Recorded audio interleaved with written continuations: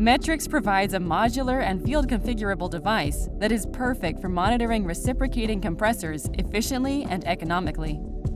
You can expand the system on throw-by-throw basis.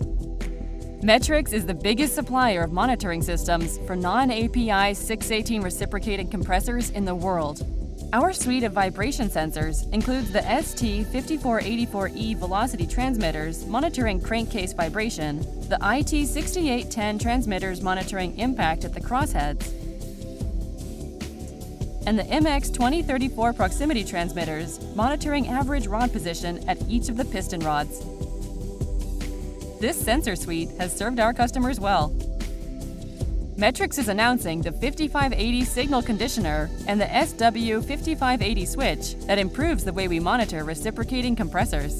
The only difference between the 5580 signal conditioner and the SW5580 switch is the switch has two relays on each channel, either solid-state or electromechanical contacts.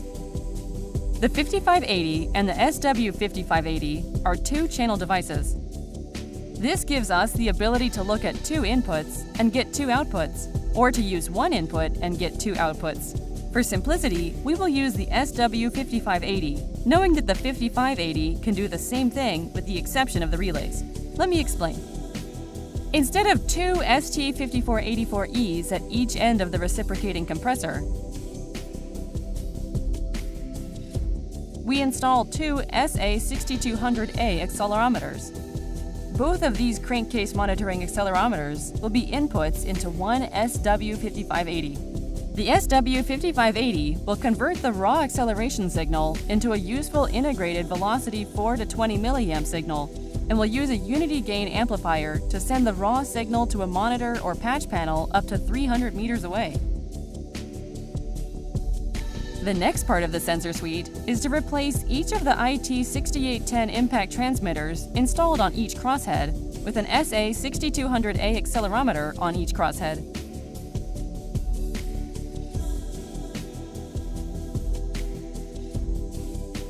With the SW5580, we can measure two acceleration inputs and get two acceleration outputs or two impact outputs.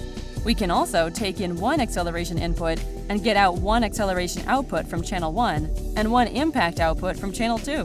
We call this a dual path mode. The SW5580 will display the 4 to 20 milliamp signal and the raw acceleration signal output on channel 1.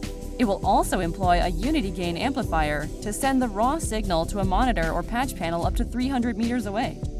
In channel 2, which is set up for impact, it displays the 4 to 20 milliamp output for impacts and the number of impacts measured. By using an accelerometer on the crosshead, you can measure both acceleration on channel 1 and impact on channel 2. Using the SW5580 software, you can set up an acceleration signal to monitor impact. This is easily done by configuring the channel for acceleration and then selecting Enable in the software. With the machine running, select Get on the software. This will pull the baseline impact information in millivolts from the accelerometer. For this example, it is 145 millivolts. You then select the threshold for impacts. A rule of thumb is 2 times the baseline level. In this case, we will use 290 millivolts.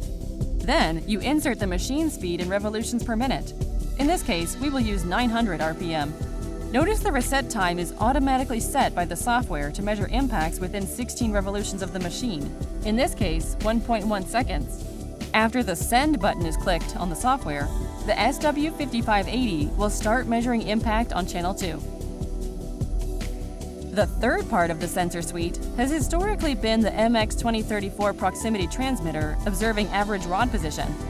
With an SW5580, you can observe average rod position or use rod drop functionality to observe rider band wear using an MX2033 proximity driver.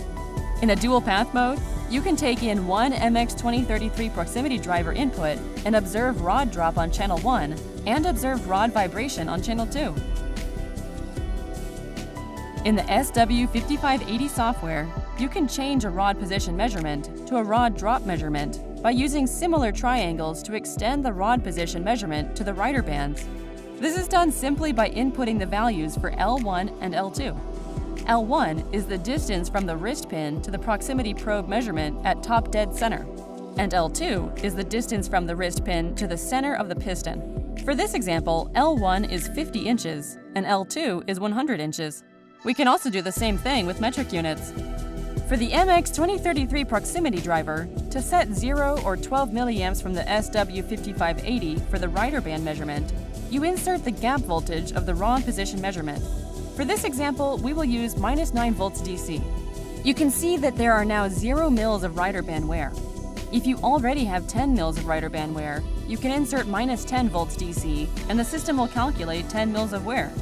The -1 volts DC change is 5 mils at the proximity probe measurement, but multiplied by the L2-L1 ratio of 2, showing 10 mils of wear at the rider bands.